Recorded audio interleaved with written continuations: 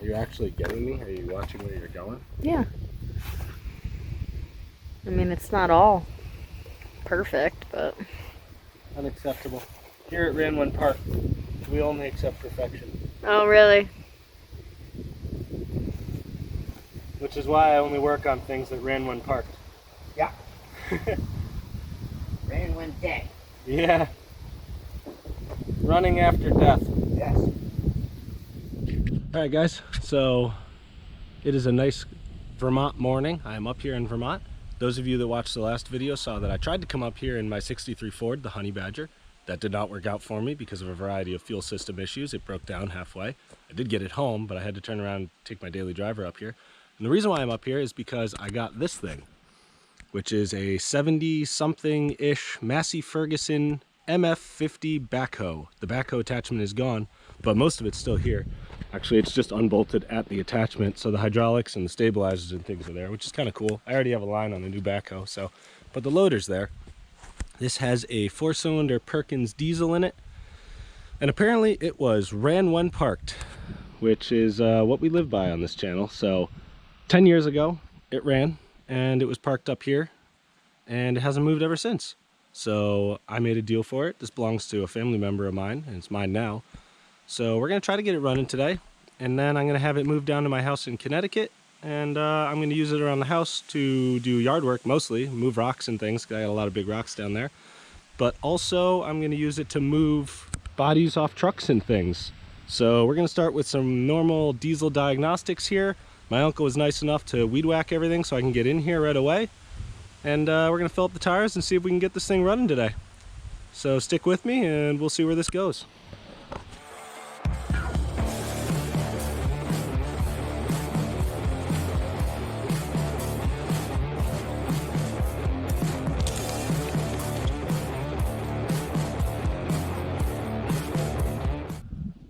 Alright guys, so like I said, fortunately my uncle did a bunch of stuff here.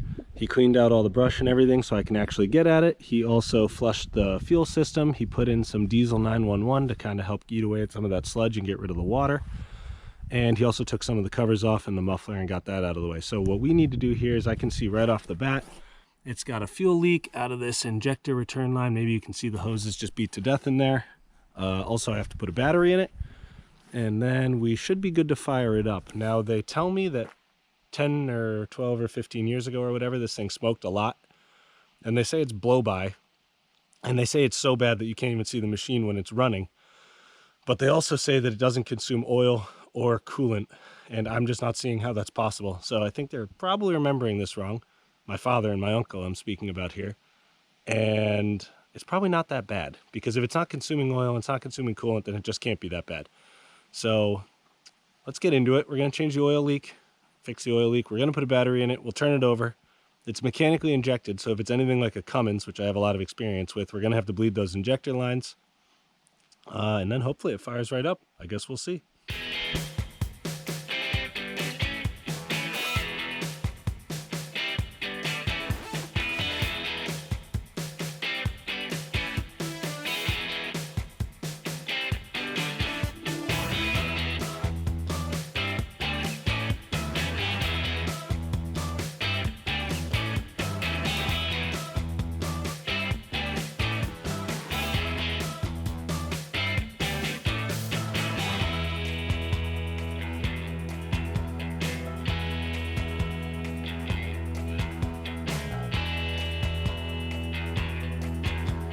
Ready?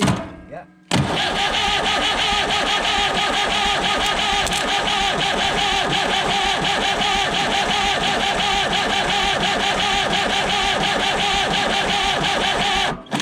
You spray some ether in there? Give it a real quick one. Holy Christ. Burning wires here. Whoa, spark out front here. Hey, yeah. I gotta take that other wire off. I'm burning the hell out of it.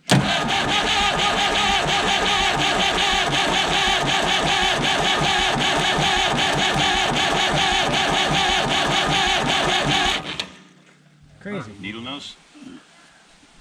Those I don't have either. I didn't think we'd need all this. Do you think you need a needle nose for that job? Well, which way is on? This in. guy's the kill switch.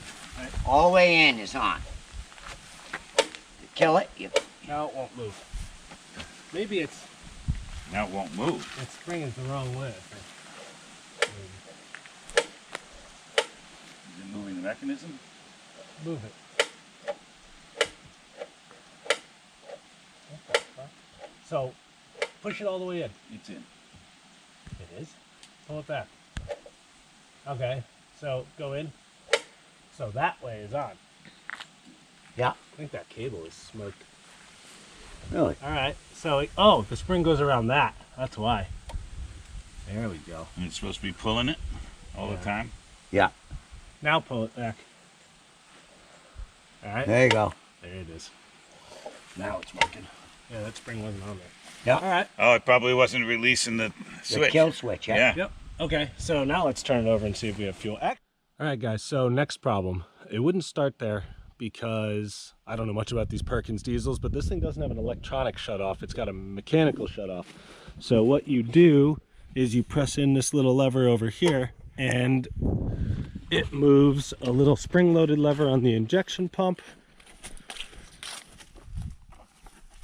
right up in here, which is this guy. And that spring wasn't on there, so the fuel was shut off the whole time. So when we tried to bleed the injectors, it didn't actually do anything. So we have that sorted out now. The second thing is the starter solenoid shot. So I have to get in there with a screwdriver and jumper it, old school style. But that's about it. So hopefully it actually runs now. Let's see what happens.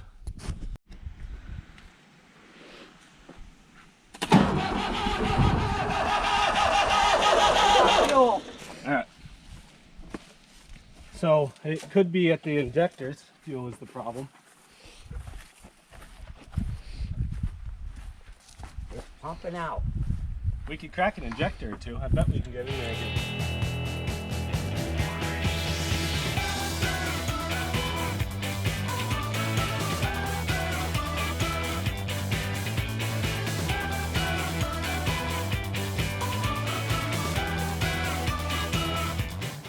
Give her a little throttle.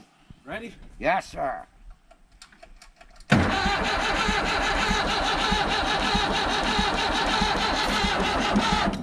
More fuel. This thing moves some fucking air.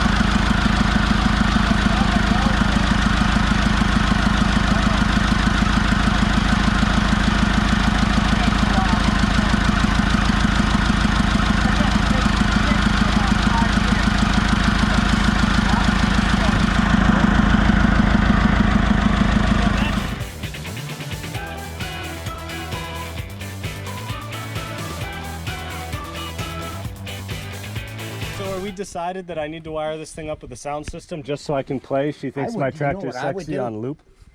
Take those lights out. Put speakers. Speakers in Oh there, man, baby. our neighbors are gonna love us. This is gonna be great.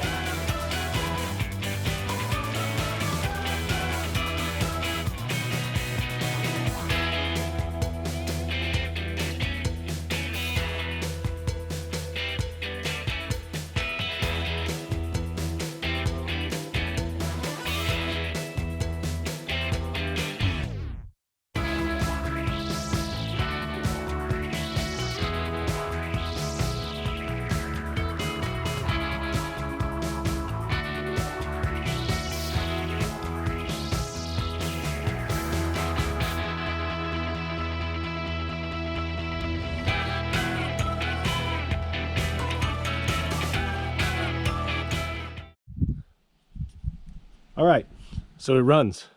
It runs pretty good. It idles good. It does smoke, but not nearly as bad as they said it would. And I had a feeling that was going to happen. But fun fact about this thing, these things are pretty much designed to be rebuilt in the field. So you can actually buy sleeves, pistons, rings, head gasket, and rod bearings and main bearings for like 350 bucks. And all you do is take the oil pan off under there. You can get right under there. And then you take this gas tank off here. And then from there you can pull the head and the valve train stuff. And then you can unbolt the rods from the bottom and slide everything out the top. And you don't even have to take the crank out of it. And then you can chisel the sleeves out. You freeze your new sleeves. You can drop new sleeves in. And then essentially you can rebuild the whole engine minus the crank and leave the block in it. So if it smokes too much and I feel like it's blow by and not just like valve guides or something, which I might look at first, then I can just rebuild this whole thing. So our next problem here today is I have to get this thing on a trailer and down to Connecticut. So I have to make sure all the hydraulics work, and also the transmission is hydraulic also. It's called a shuttle shift. So I got to make sure the bucket moves, the rear stabilizers move, the transmission actually works, and then also that the brakes work, because this property up here is all hills. And fun fact about this machine, which my uncle warned me about, if you're driving it with the hydrostatic trans, the shuttle shift trans, and you let off the gas, unlike a tractor or anything else hydrostatic, this thing freewheels. So on this property, it's really, really dangerous if you don't understand how the brakes work and things, because it'll just take off on you down the hill unless you throttle down the hill. So you really have to understand how to drive this thing to use it safely on a place like this. So the next thing we're going to do is, we've decided that it has no hydraulic fluid in it. Obviously it was leaking. It's been sitting here for, like I said, like 10, 15 years, maybe even more than that. So that's not really much of a surprise. So I'm going to go get some hydraulic fluid. I'm going to put it in. We're going to see if we have enough to actually get the cylinders primed and stuff. And then I'm going to change the oil because it's too high.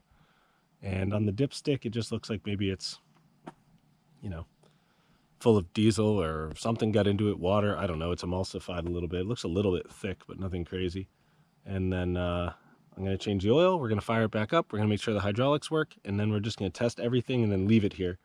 And I'm going to come back and change the oil again just to, you know, actually get it all cleaned out before we fire it up and move it. And I'll learn how to drive it and stuff so I can unload it back in my house in Connecticut.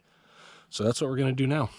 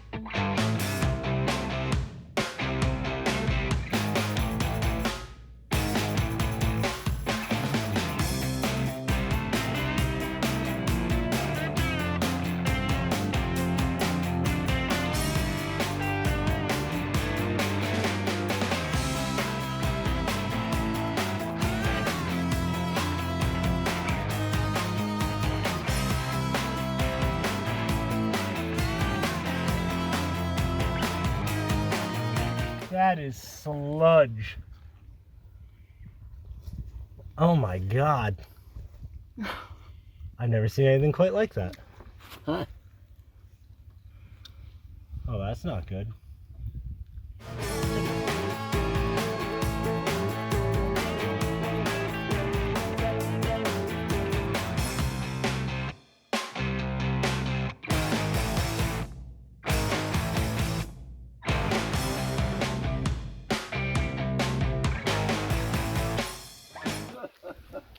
I'm surprised it didn't blow up just in the amount of time we had it running. I mean, are you getting that? Yeah. Look at that. I've never seen anything like it. Maybe that's why it cranks over so hard. Yeah, maybe. I don't see any metal flake in it though. I don't either. That's a good sign.